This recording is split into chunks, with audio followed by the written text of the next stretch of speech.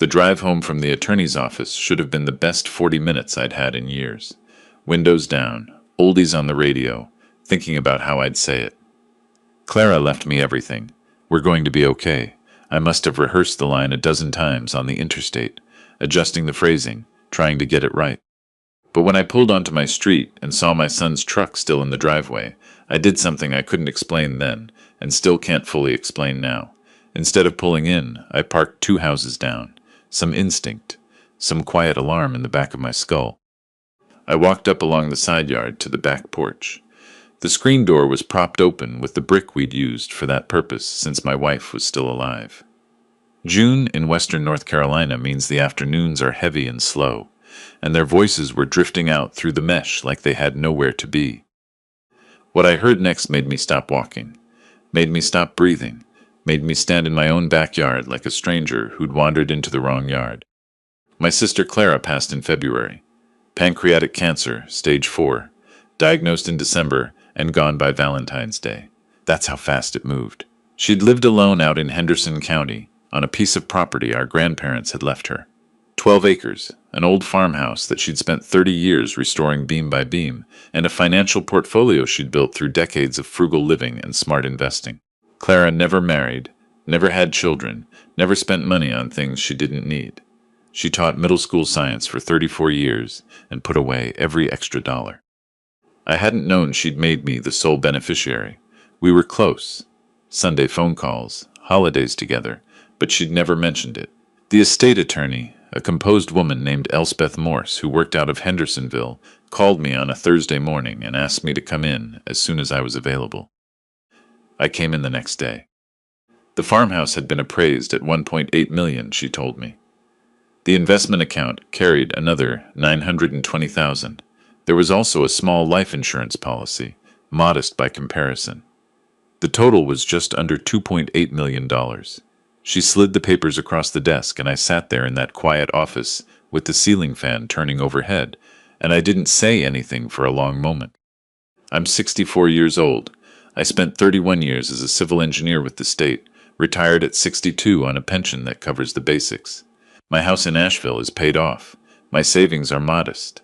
I wasn't poor, but I wasn't comfortable the way Clara had been comfortable, and now, suddenly, I was something else entirely. On the drive home, I thought about my son and my daughter-in-law. They'd been living with me for 10 months. His landscaping business had gone under the previous summer. Equipment loans, a dry season, 2 big commercial contracts that fell through. My daughter-in-law had lost her property management job around the same time. They'd come to me in September saying they needed 3 months, maybe 4. 10 months later, they were still in the guest room, and their definition of looking for work had grown loose enough to drive a truck through. I hadn't complained. That's what fathers do. I was going to tell them about Clara's estate that evening, over dinner. Something simple, something warm. Good news. Things are going to change for all of us. Maybe offer them the use of the investment income while they got back on their feet. I was still deciding the details when I parked on the street. 2 days earlier, I'd been on the phone with Elspeth Morse to confirm the appointment. I'd taken the call in the kitchen. My daughter-in-law had been home. I remembered her moving laundry from the washer to the dryer in the hallway, back and forth, that sound of the dryer door opening and closing. I hadn't thought anything of it. I hadn't lowered my voice. Now, standing at the edge of my own back porch in the June heat, I understood that she had heard every word. My son's voice first. She inherited that kind of money from a schoolteacher. My daughter-in-law's voice, quieter but sharper. She was frugal her whole life. The farmhouse alone is worth more than this house. We need to think clearly about this. What do you mean, think clearly? I mean, we're not getting out of this debt on our own. You know that. The casino, the credit cards, the equipment loans. We owe close to $280,000. We have collectors calling the cell phone. It's not going away. A pause. So what are you saying? I'm saying your father is 64 years old and he lives alone, and nobody checks on him. Her voice was careful, the way a person's voice gets when they've been rehearsing. I've been looking into this. There's an attorney in Brevard, a man named Drummond, who handles elder guardianship cases. For the right fee, he can connect us with a physician who will document cognitive decline, early onset dementia, memory issues, difficulty managing finances. Once a judge grants emergency guardianship, we control the estate. The silence that followed felt like something physical pressing against me. My son said he doesn't have dementia. That doesn't matter, as long as the documentation says he does. Drummond says these proceedings move fast when the family is cooperative and the medical evidence is in place. We could have control of the accounts within 60 days. What about him? Where does he go? Memory care facilities are very good now. He'd have everything he needs, and we'd have access to the estate to manage it on his behalf. I had spent 31 years reading structural reports, stress analyses, load-bearing calculations. My entire professional life had been about identifying weakness in systems before those systems failed. My brain went to that place automatically. Cold, technical, systematic. Not rage, not tears. Assessment. I backed away from the porch quietly, one step at a time, and walked back to my car. I drove to the overlook on Elk Mountain Scenic Highway, the one my wife and I used to go to on Sunday evenings. I sat there with the valley spread out below me, ridge after ridge going blue in the distance, and I thought through what I had just heard the way I'd think through a failed inspection report. What did I have? An overheard conversation, no recording, my word against theirs, and my daughter-in-law was smart enough to deny every syllable of it. I'd prosecuted nothing in my life. I was an engineer, not a lawyer, but I understood evidence the way any careful professional understands evidence. You document, you verify, you establish a chain of facts that cannot be dismantled. They were going to contact a man named Drummond in Brevard. They were going to pay him to arrange fraudulent medical documentation, and they were going to do it fast, before I could change my will or move assets, which meant I had perhaps 48 hours. I called my neighbor Sid. Sidney Pruitt had retired from the Buncombe County Sheriff's Office 4 years ago after 22 years as an investigator. We'd shared a fence line for 12 years and solved a great many of the world's problems over that fence on summer evenings. If there was anyone I trusted, it was Sid. He answered on the second ring. Sid, I said, I need your help with something serious, not a hypothetical. He was at the overlook in 20 minutes. I told him everything. He listened the way law enforcement people listen, without expression, taking notes on a small pad he pulled from his shirt pocket, asking only clarifying questions. When I finished, he looked at the valley for a moment. You can't arrest people for talking, he said. You know that. You need them to act. I know. So we let them act. He turned to look at me.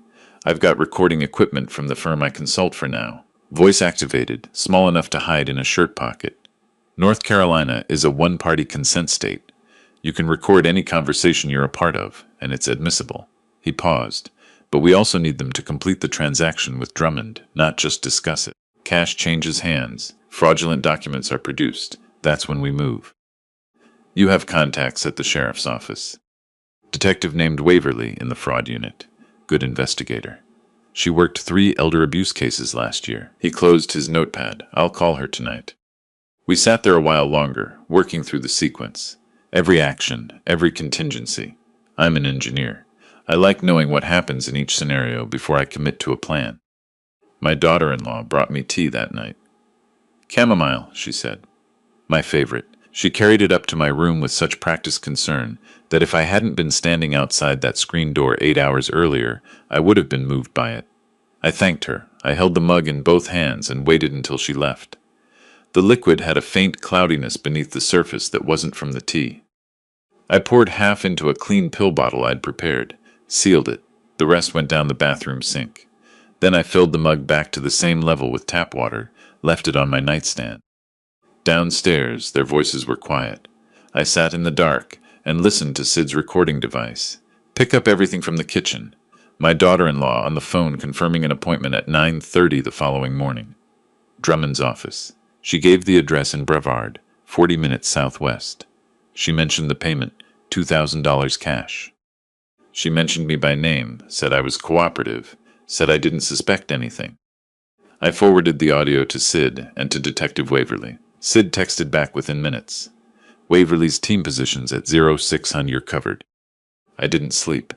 I watched the ceiling and thought about my son as a boy. The way he'd sit on the tailgate of my truck while I explained how a bridge stays standing, how load distributes across a span, how every beam serves a purpose. He'd listened with that particular attention children have, before they decide that parents don't know much. Somewhere between that boy and this man, something had gone wrong.